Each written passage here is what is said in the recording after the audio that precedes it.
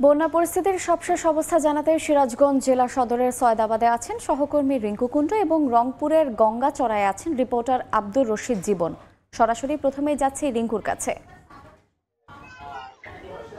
সিরাজগঞ্জের যমুনা নদীর পানি বাড়ায় কিন্তু সিরাজগঞ্জের সার্বিক বন্যা পরিস্থিতি আরো অবনতি হয়েছে। আমরা সকাল থেকে আছি সিরাজগঞ্জের সয়দাবাদ ইউনিয়নে। আমরা এখন আছি সিরাজগঞ্জের সাতিয়ানতলী বাজার এলাকায়। আপনারা নিশ্চয়ই দেখতে পাচ্ছেন যে এটি একটি জনবহুল একটি বাজার এবং এই বাজারটি পুরো বাজারে আসলে পানি উঠে গেছে।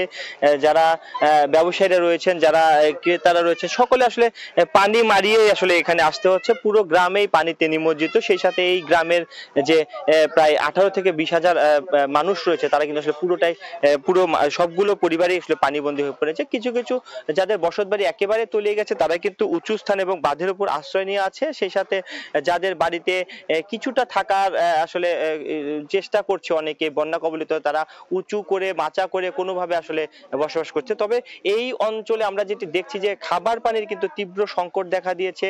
কারণ বসত বাড়ির যে বিশুদ্ধ খাবার পানির যে টিউবওয়েল অর্থাৎ নলকূপ সেগুলো পানিতে তলিয়ে যায়, কিন্তু এই দূর থেকে অর্থাৎ বাজার থেকে এই সকল বানবাসী মানুষেরা তারা পানি নিয়ে তাদের বসত বাড়িতে যাচ্ছে। তো সার্বিকভাবে বলা যায় যে সিরাজগঞ্জের নদী তীরবর্তী 5টি উপজেলার মোট 34টি ইউনিয়নে প্রায় অর্ধ লক্ষাধিক মানুষ কিন্তু এখনো পানিবন্দী রয়েছে। সেই সাথে চলতি এসএসসি পরীক্ষায় এই পানিবন্দী এলাকার যারা পরীক্ষার্থী রয়েছে তাদের কিন্তু আসলে অনেকটাই ভোগান্তি পোহাতে হচ্ছে। তারা কিন্তু এই পানি মারিয়ে তাদেরকে পরীক্ষা কেন্দ্রে যেতে হচ্ছে।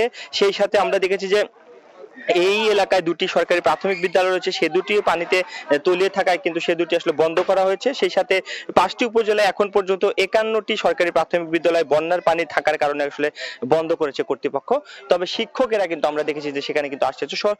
এই যে রাস্তাটি দেখতে পাচ্ছেন বাজারের রাস্তা, এটি কিন্তু একটা পাকা সড়ক, কিন্তু এই সড়কে এখন যাতায়াতের একমাত্র মাধ্যম কিন্তু আসলে নৌকা ছাড়া কিন্তু আসলে এখানে যাতায়াতের তাদের কোনো আসলে উপায় নেই। সেই সাথে এই যে পুরো বানবাসী মানুষ তাদের কিন্তু আসলে ভোগান্তি ধীরে ধীরে আসলে বাড়ছে। তারা যেটি বলছিলেন যে এখনো কিন্তু তারা ত্রাণের কোনো এই এলাকায় কোনো ত্রাণ সহায়তা পায়নি বলে অভিযোগ করেছে বানবাসীরা।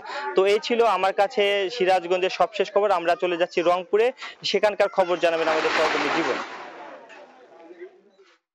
পাহাড়ি ঢলে এবং গত কয়েকদিনে যে টানা বর্ষণে কিন্তু প্রায় 3 সপ্তাহ ধরে বাড়া কমার মধ্যে রয়েছে তিস্তার পানি, এবং তিস্তার যে চরাঞ্চল এবং নিম্নাঞ্চলগুলো রয়েছে সেগুলো কিন্তু একেবারে আমরা যেটি দেখছি যে বিস্তীর্ণ যে এলাকাগুলো এগুলো কিন্তু একেবারে প্লাবিত হয়েছে। এবং এই মুহূর্তে যদি বলি রংপুরের গঙ্গাচড়া, কাউনিয়া এবং পীরগাছা এই 3 উপজেলার চরাঞ্চল নিম্নাঞ্চলের বেশ কয়েকটি ইউনিয়ন কিন্তু একেবারে পানিবন্দী হয়ে পড়েছে এবং এই অঞ্চলে যারা বসবাস করছেন তারা কিন্তু একেবারে দুর্বিষহ জীবনযাপন করছেন।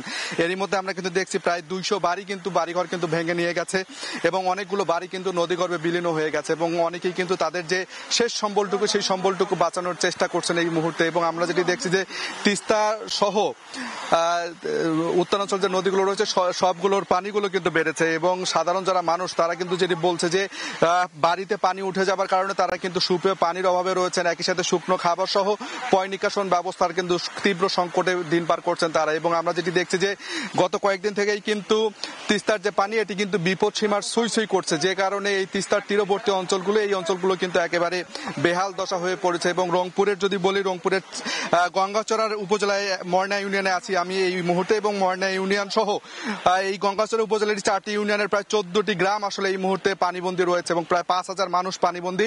এবং তারা কিন্তু বলছে যে দীর্ঘদিন ধরে পানিবন্দী থাকবার কারণে তাদের যে গবাদি পশু সেই গবাদি পশু নিয়ে তারা আসলে সমস্যায় পড়েছেন এবং ফসলি যে ক্ষেতগুলো রয়েছে বিশেষ করে এই মুহূর্তে পাট ক্ষেত রয়েছে, একই সাথে বাদামের ক্ষেত রয়েছে এবং আমনের বীজতলা, এই বীজতলাগুলোও কিন্তু আসলে একেবারে পচে নষ্ট হয়ে যাচ্ছে। এবং কৃষকরা যারা আছেন তারা কিন্তু বলছেন যে পুকুরের যে মাছ এই অঞ্চলগুলোতে যে পুকুরগুলো রয়েছে সেই পুকুরের মাছগুলো কিন্তু ভেসে গেছে এবং এই যে কৃষি অর্থনীতি সহ সাধারণ মানুষের যে ক্ষয়ক্ষতি সেটি কিন্তু তীব্র থেকে তীব্রতর হচ্ছে। এবং সাধারণ যারা মানুষ রয়েছেন তারা কিন্তু এই মুহূর্তে একটাই কথা বলছেন যে এই তিস্তাকে শাসন করা না গেলে, তিস্তাকে বাধা না গেলে এই চরাঞ্চলের মানুষ আরো বিলীন হয়ে যাবে এবং তিস্তার ক্ষয়ক্ষতি এটি আরো বৃদ্ধি হবে। তো সব মিলিয়ে এই ছিল তিস্তার বন্যা পরিস্থিতির সবশেষ। আমরা সরাসরি শুনছিলাম রংপুর এবং সিরাজগঞ্জ থেকে বন্যা পরিস্থিতির খবর।